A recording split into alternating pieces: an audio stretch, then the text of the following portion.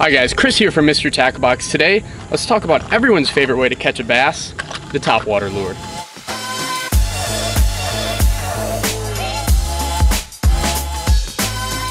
Now saying topwater is everyone's favorite might be a little bit of an exaggeration, but I have never met someone that does not love a good topwater bite. Today we're going to be talking about a couple different topwater lures that you guys are going to be receiving in your Mystery Tackle Boxes, being topwater walking baits like the 6 Cents Dogma, wake baits like the Strike King Wake Shad, and then a couple poppers, one by Lunker Hunt called the Eruption, and then another by Booyah called a Prank. Now before we talk about these specific baits, let's talk about the general equipment needs you're going to want for using your topwater lures. Generally, I'm going to go for a long rod, 7.3 to 7.6 for long casts. There's a slight exception when you're fishing shallow, fishing around specific types of cover or structure like stumps where you're going to want a short rod for accurate casts. But generally, I like a long rod, something that's not too stiff. I like a medium because all these are treble hook baits and you don't want them to come out very easily. Gear ratio on your reel doesn't matter that much. Most will do you fine. I like to stick a little bit higher. A 5-to-1 is going to be a little too slow to work a lot of topwater lures like this walking bait where you need to reel fast and really jerk that rod. But I think most importantly, the thing you need to pay attention to is the line you're using. Ideally, monofilament line is what you're going to want to go with because it floats. Fluorocarbon is what you're going to want to avoid.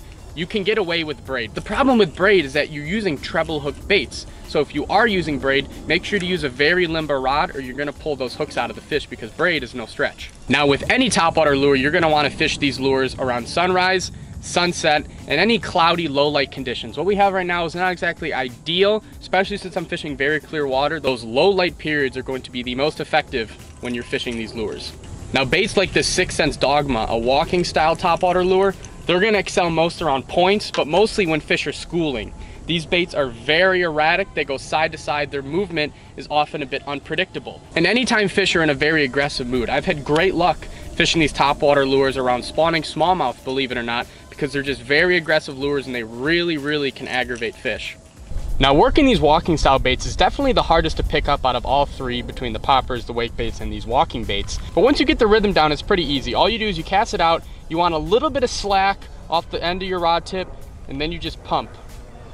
Now what I want to go over today is this Prank because this looks like a very unique popper.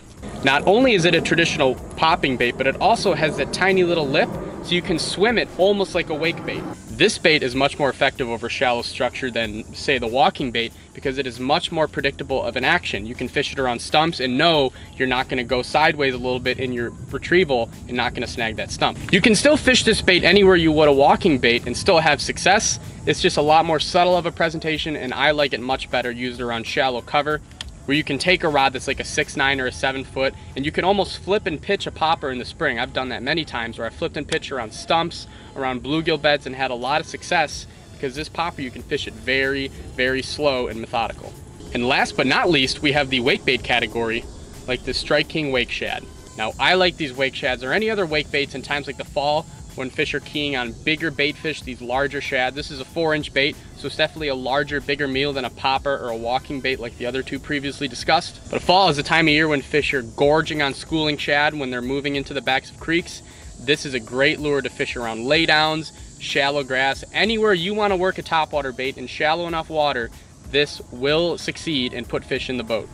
If I was looking for that one big bite in a tournament, maybe I only have a couple hours of fish and just want to catch a big one, this is definitely the one I would choose opposed to a topwater or a walking bait. All right, that's going to be it for me, guys. I hope you can use some of these tactics and these baits that you're going to be getting in the boxes and can get out this fall and get on some nice fish. If you enjoyed this video and want to see more like it from Mystery Tackle Box, be sure to subscribe. If you want to get baits like this every month right to your doorstep, be sure to subscribe to Mystery Tackle Box from the link below.